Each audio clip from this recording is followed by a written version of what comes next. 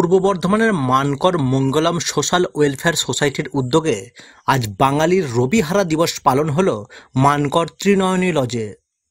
আজ 22শে শ্রাবণ, কবিগুরুর প্রয়াণ দিবস। এই দিবসে এলাকার শিল্পীদের নিয়ে বিভিন্ন সাংস্কৃতিক অনুষ্ঠানের আয়োজন করা হয়। প্রথমে কবিগুরু রবীন্দ্রনাথ ঠাকুরের ছবিতে মাল্যদান করে রবীন্দ্রসঙ্গীত, নৃত্য, কবিতা পাঠ ও নাটকের মাধ্যমে অনুষ্ঠানের পরিসমাপ্তি ঘটে। শেষে সকল দর্শক ও শিল্পীদের বিভিন্ন গাছের চারা বিতরণ করা হয়। 22শে শ্রাবণের এমন অনুষ্ঠানকে সকলেই প্রশংসা করেন। সমগ্র অনুষ্ঠানটি সঞ্চালনা করেন সংস্থার সম্পাদক মলয় কুমার শুক্ল। আজকে 22শে শ্রাবণ, রবীন্দ্রনাথের মৃত্যু দিবস। আজকের আমরা বলি যে রবিহারা দিন। তা মানকর মঙ্গলম বিভিন্ন ধরনের অনুষ্ঠান করে থাকে। রবীন্দ্রনাথের জন্মদিন, তার মৃত্যুদিন, আরও অন্যান্য বহু অনুষ্ঠান করে, এবং যেগুলো খুব সংস্কৃতিমূলক অনুষ্ঠান। এবং সেখানে আমরা এই এলাকার যে ইতিবাচক সাংস্কৃতিক পরিমণ্ডল, সেই পরিমণ্ডলে একটা প্রকাশ করতে পারি এই মঙ্গলমের অনুষ্ঠানের মধ্য দিয়ে। এবং স্থানীয় অনেক ছেলে মেয়ে তারা আসে, নাচে, গান করে, কবিতা বলে, এবং যে অনুষ্ঠানটা তৈরি হয় সেই অনুষ্ঠান সূচির মধ্যে একটা সুন্দর পরিবেশ বজায় থাকে, যে পরিবেশটা সমাজের পক্ষে মঙ্গলজনক এবং মানুষকে নৈতিক আলোর দিকে এগিয়ে নিয়ে যাবার একটা ইঙ্গিত দেয়।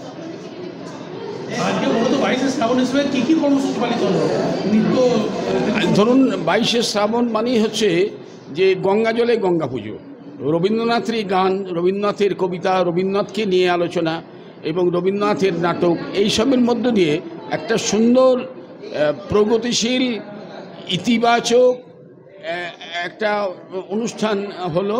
এবং সেই অনুষ্ঠানের মধ্যে যে ভাবটা আছে সেই ভাবটা হচ্ছে একটা সুস্থ সংস্কৃতি চেতনার।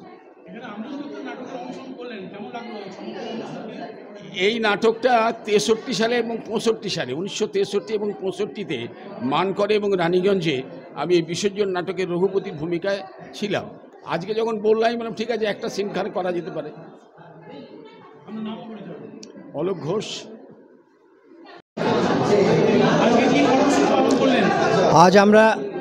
আজ আমরা 22শে শ্রাবণ রবীন্দ্রনাথের প্রয়াণ দিবসে রবিহারা দিবস হিসাবে পালন করলাম।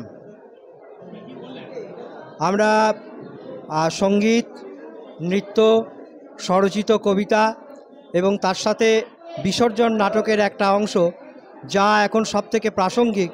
এখন ধর্মীয় যে উন্মাদনা চলছে, মানবতা বারে বারে ভুলুণ্ঠিত হচ্ছে, সেই মানবতার প্রতিষ্ঠার জন্যই আমরা বিসর্জন নাটকের একটু অংশ এখানে তুলে ধরলাম। নৃত্য, সঙ্গীত এবং এছাড়াও হচ্ছে ওই নাটক করলাম, বিসর্জন নাটক, এবং তার সঙ্গে আমরা একটা বক্তব্য পেশ করলাম মানুষের কাছে, যেটা হচ্ছে যে রবীন্দ্রনাথ মানে হচ্ছে সমাজের একটা আলাদা দর্শন। রবীন্দ্রনাথ মানে হচ্ছে অন্ধকারের বিপরীতে আলোর দিকে পথ চলা। রবীন্দ্রনাথ মানে অবক্ষয়ের বিপরীতে সৃজনের জয়গান। সেই বার্তা দিতেই আমাদের সমগ্র অনুষ্ঠানটা ছিল। গান, নৃত্য এবং স্বরচিত কবিতার মধ্য দিয়ে সে কথাটাই আমরা তুলে ধরেছি। আমরা এই যে 22শে শ্রাবণ শান্তিনিকেতনে হলকর্ষণ উৎসব হয়, আমরা এবার ভেবেছিলাম যে ওই রকম ধরনের একটি অনুষ্ঠান করব, কিন্তু যথাযোগ্য প্রস্তুতির অভাবে সেই জায়গাটা আমরা এবারে করতে পারিনি।